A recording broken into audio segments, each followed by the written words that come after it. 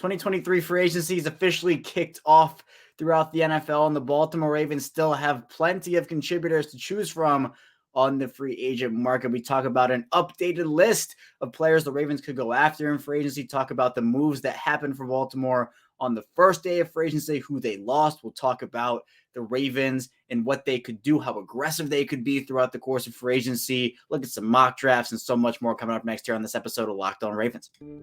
You are Locked On Ravens, your daily Baltimore Ravens podcast, part of the Locked On Podcast Network, your team every day.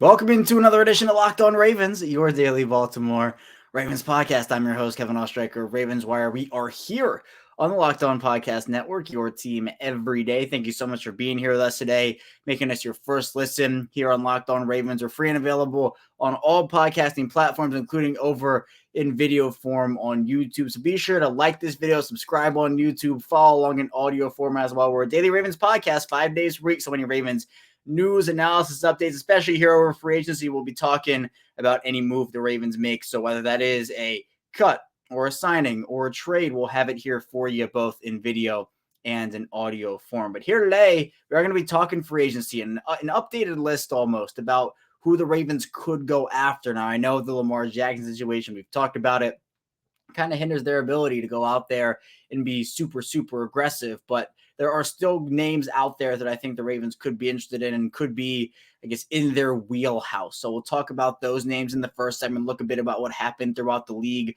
on day one of free agency. And then in the second segment, we'll kind of move into what happened for the Ravens on day one, because there were some players that the Ravens lost. The Ravens move on from a star. So we'll talk about that in the second segment. Then in the third segment, we'll move more into the Ravens' own free agents. Again, we've talked about that a little bit, but just an updated list, who I could see coming back, who I could see walking. We'll get into some mock drafts that we got from Twitter as well. So again, a jam-packed episode today on Locked On Ravens. And this is fun. This is the fun time here, kind of seeing where guys go throughout the league, keep guys changing teams, and it's a fun time. Free agency and the draft are two times where it's really fun to kind of see all the chaos that goes on throughout. So thank you again for tuning in today here on Locked On Ravens. And let's dive into the content. We'll first start off with what the Ravens could do in terms of an updated list. And I look at Walter Football, the site that does a good job at kind of putting the free agents for each year, each position, in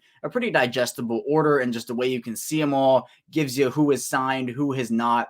So for the wide receiver position, I mean, we'll just start there in particular. The wide receiver position on day one of free agency, non-existent in terms of a market. Apparently, the reports and the rumors were that the players were not coming down off of their asking prices, and organizations were just like, no, we're not paying you that much money. Like, why would we do that? And we've heard about Odell Beckham's potential $20 million plus per year asking price, Allen Lazard in the $18 to $20 million range, potentially Jacoby Myers, $13 to $15 million. So teams are just not ready to give out and shell out that money yet. And so the receiver market is kind of as it was. I mean, you have guys like Jacoby Myers and Allen Lazard and Juju Smith-Schuster and Adam Thielen, DJ Chark, and some of these really solid players. I mean, Darius Slayton, Mecole Hardman. So for me, if we're talking wide receivers personally, I think there are multiple avenues they could go. I expressed it on our live show we did last night. I did a live show just kind of really breaking down day one of free agency for the Ravens. So if you haven't checked that out, highly recommend you do so. But I kind of talked about how I would prefer to have the Ravens go out there and get a veteran at that position. Now, a veteran doesn't have to be 32 years old. They can be someone who is looking for a second contract. If we look at realistic targets, I know there have been a lot of rumors, a lot of reports. I'm going to throw out a couple names, both either could be acquired via trade or in free agency. I think the most realistic, the number one most realistic option for the Ravens at this point, if we're talking about who I think fans would be, they'd be fine with it. They'd be happy with it. I think DJ Chark is someone who I think some fans wouldn't be happy with it. I think some fans are out on DJ Chark because of the injury history, and he's not necessarily a big name. But I think Chark can be uber productive. He's not a number one. He's kind of like a mid to low end wide receiver too at this point, but he can elevate. And I think he's someone that, again, the Ravens just don't have the capacity right now with the Lamar Jackson situation to be super, super aggressive and go out there and, make all these big money moves. And while Chark, I think, will get somewhat of a contract, I don't think it's going to be $20 million per season. Trade-wise, I actually think DeAndre Hopkins is relatively attainable if he is willing to take somewhat of a team-friendly deal. Now, that's not going to be $4 million a season. He's going to get paid a lot still. But if the Ravens can somehow make that work, I think DeAndre Hopkins is somewhat realistic. Adam Thielen's someone who just kind of like screams Raven a little bit, kind of on the older side. We've been down this road before. Thielen's still really good. I think he is one of these guys who, again, I talked with Luke Braun of Locked On Vikings, and he made it clear that, this was a cost-cutting move. It wasn't like Thielen, they got him out of there because he was washed and can't provide anything. He can, but at the same time, I don't know. I think Thielen is kind of a little realistic. If you had to choose between the Denver wide receivers, Cortland Sutton and Jerry Jeudy, I think Sutton's the more attainable one. I think he would be more realistic. I mean, you could also see a guy like Mecole Hardman. That could be one, 25 years old, really good athlete. I wouldn't necessarily go after a guy like Jarvis Landry at this point. That ship's kind of sailed. Last year, I was all in. This year, not so much. DeMarcus Robinson, I wouldn't be shocked if they brought him back, but that can't be the only thing. I think the Ravens really need to attack this free agent wide receiver market. And, Robert Woods got 2 years, $15.3 million at 31 years old. So I just think Chark is the most realistic option of the Ravens at the wide receiver position on the free agent market, and someone who I think wouldn't get as much as Jacoby Myers or an Allen Lazard. So those are some updated options there. The other big need for the Ravens is cornerback.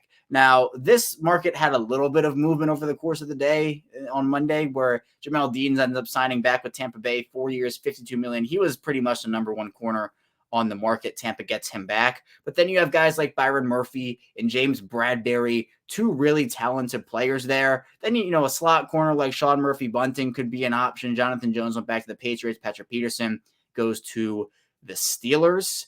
And, I think at this point, Marcus Peters is someone who I would like to see back, but it should be one or the other of those two needs, where the Ravens should sign a really, really talented guy at one of those positions and then draft the other need in the first round. Because those are the two. Those are the highlighted two needs that I think the Ravens really do need right now. Then once you go down the list, it's guys like Bradley Roby and Bryce Callahan and Troy Hill, Jason Verrett. Those aren't guys I'm necessarily touching there. Rocky Sin is someone who's very injury prone. He's super talented, but very injury prone. Sean Murphy-Bunting is another one who's injury prone. So I'm looking at Byron Murphy, James Bradbury, and Marcus Peters in that regard. Potentially Murphy-Bunting, depending on if the Ravens want a pure slot corner there. So, I mean, we'll see with those. And then other positions that the Ravens could possibly look at here. I mean, we'll just go to the top 100, just kind of get everybody here. It seems like a lot of guys went off the market that maybe you're looking at for the Ravens at other positions. I mean, at the same time, where do you really need to go out and spend big money? It's corner and wide receiver, but the issue is you don't have big money because of Lamar Jackson and kind of how that situation has unfolded so far. So, I mean, if you're looking for a running back, I don't think the Ravens will really touch Kareem Hunt with what he's gone through in terms of legal stuff. If the Ravens are looking to replace Calais Campbell, maybe a Fletcher Cox is an option for them. Juan Thornhill, I don't think they're going to spend big money on a safety. Inside linebacker doesn't seem like they would. Maybe they take a flyer on a Rashad Penny. Maybe they bring back a guy like Deshaun Elliott for a 1 or 2 year deal. Maybe they look at a guy like Alexander Madison. I actually think Madison's going to get starter money. I don't think that he's gonna be an option, especially with Dobbins and Edwards there. I don't really think so. Other than that, I mean, Leonard Floyd could be an option for them at this point. Maybe a guy like John Johnson who, signed that huge deal with the Browns, but is coming off a really bad year. Maybe that could be someone who they can plug and play instead of Chuck Clark in that position. Then you can maybe look at other just depth pieces. I mean, maybe you go and get another running back, another defensive lineman, another edge rusher. But there's maybe we go Jadeveon Clowney here if you're the Ravens, or maybe you go Bud Dupree if you're the Ravens, kind of take a flyer on an older edge guy, if not Justin Houston. So there are options still out there. It's just I really don't know how aggressive Baltimore can be here. The Ravens, they don't have a lot of cap space. They don't, because of the Lamar Jackson has taken up that $32.4 million. It accounts for 14.5% of their cap. And it's leaving them with very little wiggle room because there's just so much uncertainty. And that fully guaranteed cap hit, that's the cap hit. The number is what the hit is. And until that is resolved, I will say it and I will say it and I will say it. The Ravens will have their hands tied behind their back until there is a clear resolution with that situation. But coming up in the second segment, we'll talk a bit about who the Ravens lost over the course of Monday and the first day of 2023 free agency, talking a bit about Josh Oliver and Ben Powers, and of course, Calais Campbell. So be sure to stay tuned. So lots to dive into on the show. But first, this episode is brought to you by FanDuel. And the midway point of the NBA season is here, and now is the perfect time to download FanDuel, America's #1 sportsbook, because new customers get a no-sweat first bet up to $1,000. That's bonus bets back if your first bet doesn't win. Just download the FanDuel Sportsbook app. It's safe, secure, and super easy to use. Then you can bet on everything from the money line to point scores and three strains. And for me, the Denver Nuggets, they're playing the Toronto Raptors tonight. Hopefully there will not be a 4-game losing streak in store. And Nikola Jokic, is almost like a near lock at this point to record a triple-double every night. Maybe you look at those odds over on FanDuel. And they have so many more exclusive bets, like the 2x3, which is 2 3-pointers scored in the first 3 minutes. Plus, FanDuel even lets you combine your bets for a chance at a bigger payout with the same game parlay. So don't miss a chance to get your no-sweat first bet up to $1,000 in bonus bets when you go to FanDuel.com/lockdown. That's FanDuel.com/lockdown to learn more. Make every moment more of FanDuel, an official sports betting partner of the NBA. We return here to our second segment of Locked On Ravens. Kevin Oestreicher still here with you. And again, thank you so much for tuning in with us, making us your first listen each and every day here on Locked On Ravens. Be sure to subscribe on YouTube, follow along in audio form as well. But let's talk first. We'll do the segment in 2 parts. We'll first talk about the Ravens and who they ended up losing over the course of Monday. So Josh Oliver and Calais Campbell and Ben Powers as well. And then we'll start to trickle into the other guys, the other Ravens free agents that they have to either re-sign or let walk. And we'll kind of do some in the second segment and some in the third segment before moving on to how aggressive the Ravens can be and also moving into mock drafts in that final segment. So let's first start off with who they lost. Now, there were some rumblings about just what could happen to some of these Ravens free agents and who could be cut for cap savings. Now, Calais Campbell, let's just start with him because I think he was the biggest story. The Ravens end up releasing Calais Campbell. Eric DeCosta puts out a statement, calls Calais Campbell's career Hall of Fame worthy and doesn't rule out a return. He actually did not rule out a return to the Ravens. But I think when you're talking about just what Campbell could do with his future, this is a 16th season. There's an opportunity for him to go and kind of pick where he wants to be for him. Maybe this is his last ride. I mean, I wouldn't be shocked if it was.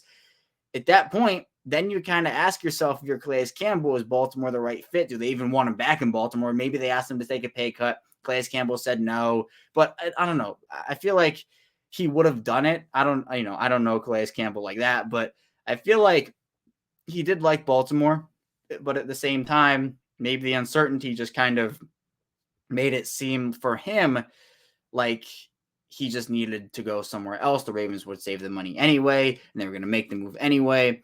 So we'll see what ends up happening there. But Josina Anderson of CBS Sports, who, is plugged in with everything, ended up getting a text from Calais Campbell, and I'll read it out here. The text said, "I love Baltimore, but everything happens for a reason. I'm going to be ready to dominate for someone next season. Some team is going to get a beast out there." So while Eric DeCosta didn't necessarily rule out a reunion, that text from Calais Campbell doesn't really give me optimism. It doesn't really give me hope personally that something will get done there, that we'll see Calais Campbell back. And it's really unfortunate. I personally wanted to done this if I'm the Ravens. I would have tried to, get an extension, maybe restructure, push that money down the line a little bit. I understand you need the cap savings, like 100%. The Ravens saved $7 million with this move.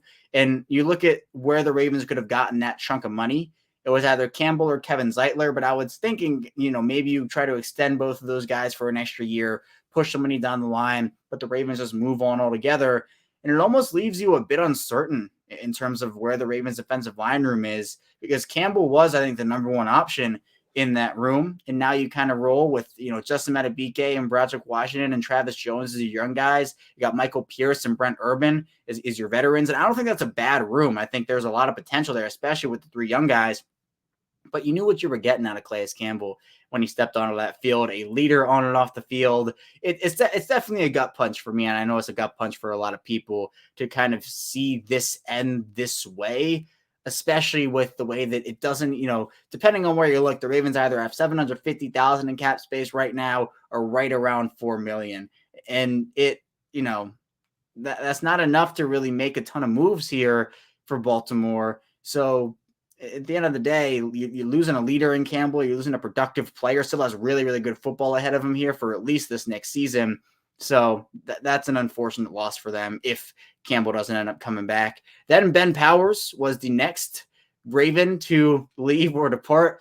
4 years, $52 million, I believe, $28.5 million guaranteed from the Broncos. Now that's a big deal for Ben Powers. I personally wasn't paying that for Ben Powers. The Ravens really couldn't pay that for Ben Powers. Definitely priced himself out of Baltimore, and good for him, honestly. I mean, Ben Powers, you heard me talk about it if you were with me in the offseason.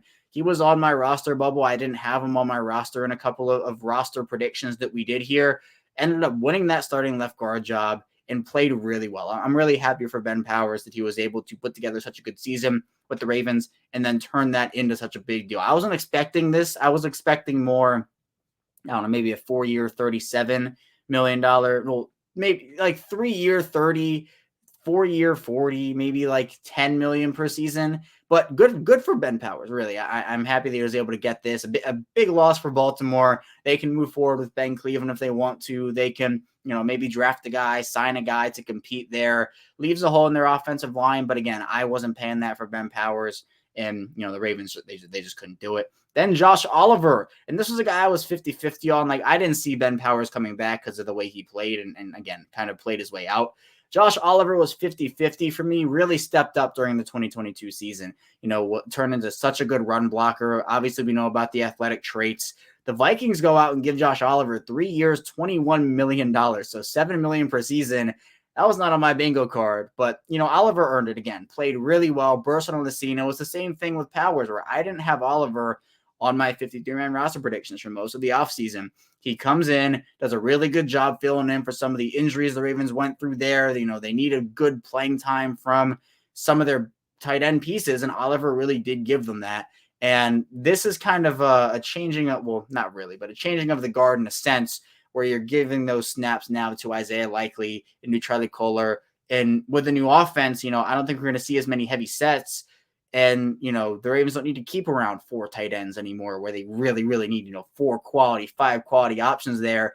I think they can get away with Andrews and Likely and Kohler and be okay. So Oliver, I was expecting more 2 for 10, 2 for 12. I was not expecting $7 million per season on 3 years.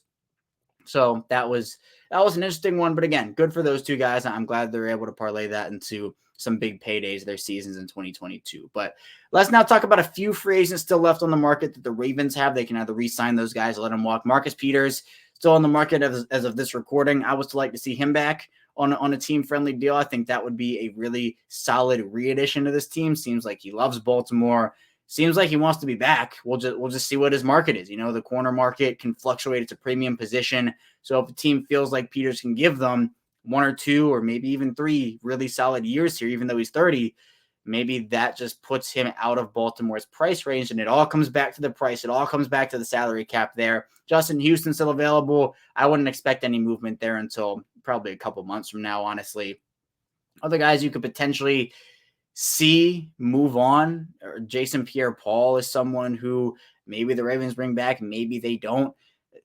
A guy potentially like Kenyon Drake is a veteran running back another team might want. I don't see a future for him in Baltimore. Sammy Watkins, I don't really see him coming back either. DeMarcus Robinson is one I do see coming back personally. He was kind of talking like it all off season where it's like, yeah, talking about Lamar and talking about some of these wide receivers. So I do think that DeMarcus Robinson will probably come back. Justice Hill is another one I can see. I mean, my four predictions in terms of guys who I feel like Baltimore will bring back, it's Marcus Peters, Justin Houston, Justice Hill, and DeMarcus Robinson. Those are the 4 for me. I was 50-50 on Oliver, and I didn't see Ben Powers coming back. I think those 2 were the ones I was iffy-ish about, and Powers I was definitely not coming back. But I think for those 4, it can be solid, and that would be a solid kind of re-signing. There's always going to be roster turnover. It's just how it works in the NFL. So we'll see. We'll see what happens moving forward. But coming up in our final segment, we'll be talking a bit about how aggressive the Ravens can be, finishing out the Ravens free agent class and who might stay and who might go, get into a couple of mock drafts on Twitter,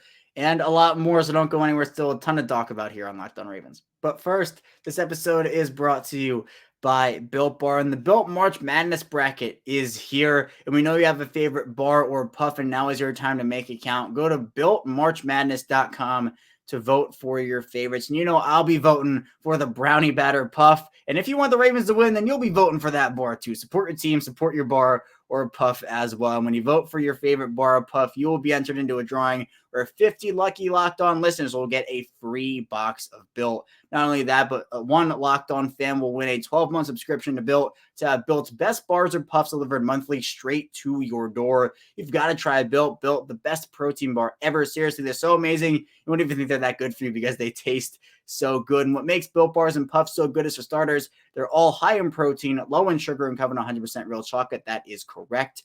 Real chocolate. Run to builtmarchmadness.com right now to vote for your favorite bar or puff and pick up a box when you're there. You can vote every day in March, so hop in and support your pick. We are back here, our final segment of Locked On Ravens. Kevin Oestreicher rounding out this Taco Tuesday edition of Locked On Ravens. This is the second day of free agency. First day was a whirlwind, but was pretty uneventful for the Ravens overall. They lost 3 guys, didn't sign anybody. Throughout the AFC North, the Bengals lost Jesse Bates and Von Bell, their safety duo. The Browns bring in Dalvin Tomlinson, but they missed out on guys like Javon Hargrave and Draymond Jones. Jesse Bates was someone who maybe they were keeping tags on. Bates went to the Falcons. Von Bell went to the Panthers, by the way. The Steelers bring in Patrick Peterson.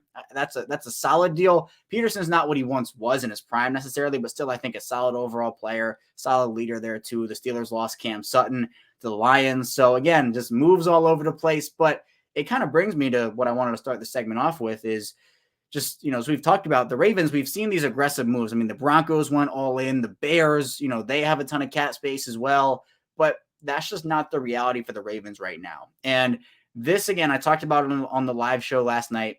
It's similar to 2022, where the Ravens did not do anything on the first day. But the second day they go out and they sign Marcus Williams and they sign Morgan Moses. The issue is this time around, you don't have the money to do that right now with the Lamar Jackson situation. I know it's getting tiring to kind of hear about it. I know. And look, I've talked about it every day. It feels like for the last 85,000 years. Like it feels like it's gone on forever. I can talk about it in my sleep. You can hold a microphone up to me at like 4 a.m. and I'll start saying Lamar Jackson, fully guaranteed, non-exclusive franchise. Like it has been where I'm just on autopilot with it at this point, where I'm ready for it to be over. I'm sure a lot of people are too, one way or the other, extension, trade, whatever it may be, but it's holding up everything for the Ravens. And so while you're seeing guys fly off the market, the Ravens can't they just can't compete money-wise because, again, as I've talked about, the cap, people say how the cap is capped, the cap is a myth, it doesn't exist, it's not real.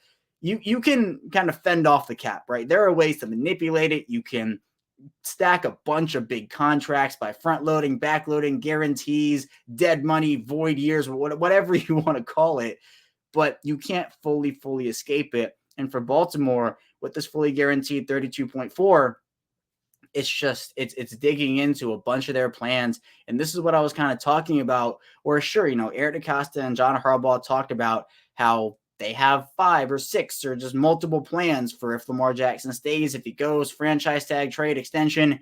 But how free agency works is it's a very minute by minute thing, an hour by hour thing where, deals can happen like that. Teams can fly in at the last second. You can be almost to the finish line with somebody on a deal, and then some other team comes in with more money. For example, as I've talked about, there's an example with Earl Thomas and the Ravens, where Earl Thomas, the whole story was Earl Thomas was getting on the plane to go to Kansas City to sign a 1-year deal with the Chiefs. The Chiefs would have had Tyrann Mathieu and Earl Thomas that offseason. But the Ravens came in at the last second because the Browns got Odell, and essentially people called it a panic move.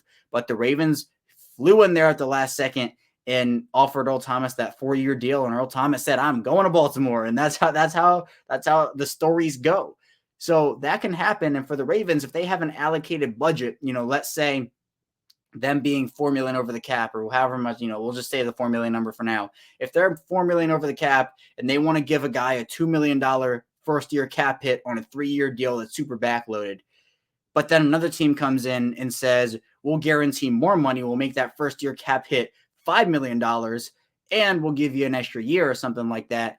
The Ravens can't compete with that, So they might have a deal here or a deal there, but then if another team comes in, it's very hour by hour, minute by minute. And how it's the same thing with the draft, where if this prolongs into there, how aggressive can you be then when, if the Ravens were to lose Lamar Jackson for 2 firsts, let's say, if some team signs him to a fully guaranteed deal and the Ravens don't match it, at that point you need a quarterback. But if that happens in, July or June, the draft's already happened.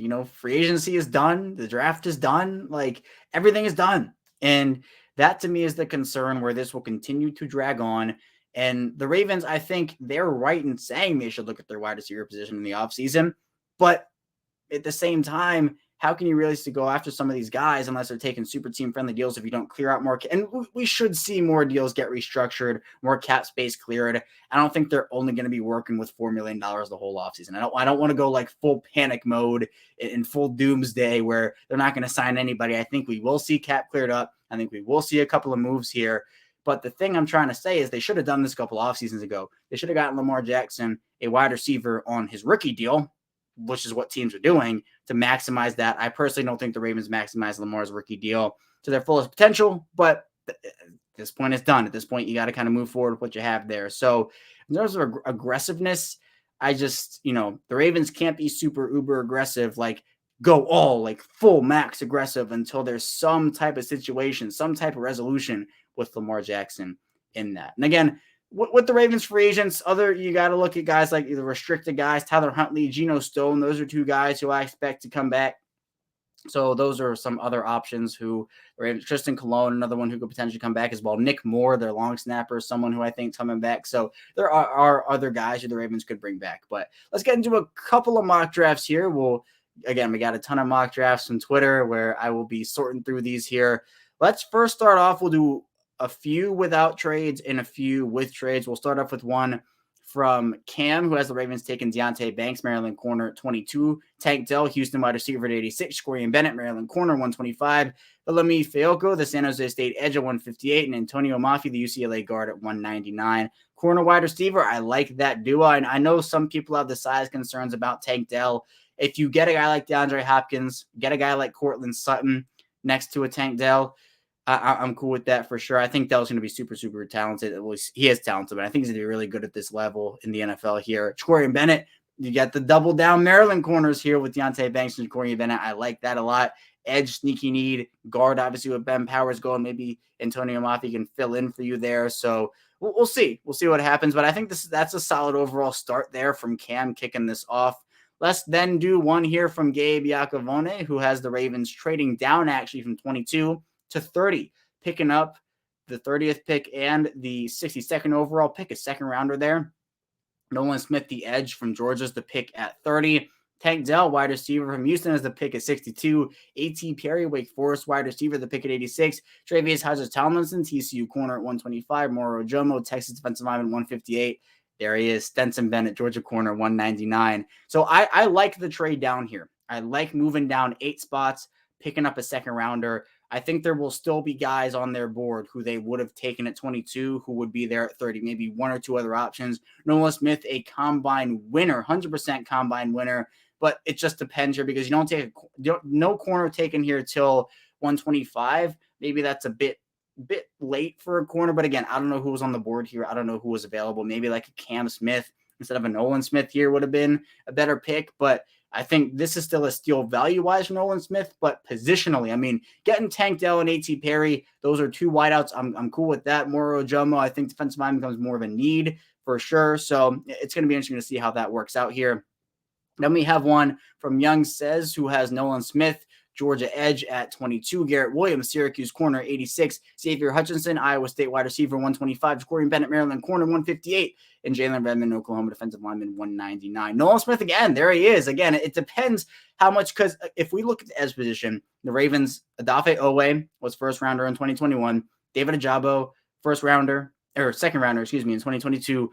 And then now you would have another first rounder in 2023. So first rounder 2021, second rounder 2022, first rounder 2023. That's a lot invested, a lot of high draft capital invested in that position, where you maybe want to spend it on others like wide receiver or like corner. I like Garrett Williams a lot. I actually like Xavier Hutchinson too a lot. Scoring better than I've talked about. Then Jalen Redmond, sneaky defensive line need there. So I like the overall mock draft, but maybe you flip wide receiver and edge. So wide receiver 22, edge at 125, depending again who's on the board. I don't know who was available in this situation here. A lot of Nolan Smith mock drafts I'm seeing for this one. Finally, we'll do one more trade one here from Barrett King 89. The Ravens, this is another trade down. The Ravens will trade 22 and 86 to Seattle for 37, 51, 122, 152, and 155. The Ravens getting their picks here for sure. Zay Flowers, Boston College wideout, pick at 37. Tyreek Stevenson, Miami corner, 51. Michael Wilson, Stanford wideout, 122. Moro Jomo, defensive lineman, 125. Jacorian Bennett, Maryland corner, 152. Antonio Mafi, UCLA guard, 155. Trey Dean, Florida safety, 158. Nick Hampson, Appalachian State edge at 199. Zay Flowers at 37 would be robbery. That would be absolute robbery by the Ravens. Tyreek Stevenson, he's another one of those corners I can see like maybe very late first, but more early to mid second. I think he's going to be really, really good. Michael Wilson, a lot of physical traits there I like. Jacorian Bennett, I've talked about, combine winner. Moro Jomo, I think he's going to be solid, like a solid fourth round investment on the defensive line to get the guard, the safety, the edge. I like this one a lot, especially because the Ravens get picks. I'm assuming Baltimore's going to end this draft with more than 5 picks. Like I just don't see a world where Eric DeCosta picks only 5 times in this draft. So here you got 1, 2, 3, 4, 5, 6, 7, 8. I think 7 or 8 is a solid number for the Ravens. I think that would be solid here. So, and again, getting Zay Flowers at 37, that makes this an A in itself. So good job there from Barrett King 89. But that's all I have for you here today on Locked On Ravens. Thank you so much for tuning in here today. Again, over the course of the week here, if the Ravens make a signing or, make a trade, if there's a move, we'll be talking about it, live stream for some of the big ones, of course. I'll be putting out shorts and short videos, kind of recapping things. So that's going to be all on YouTube. And also for streams, the audio form will be up after the actual stream. So you can come in the chat, you can comment, I'll engage with the chat over there. So be sure to stay tuned for all our content, still 5 days a week, of course, 6 a.m. episodes. So be sure to stay tuned for that. And I'll see you right back here tomorrow.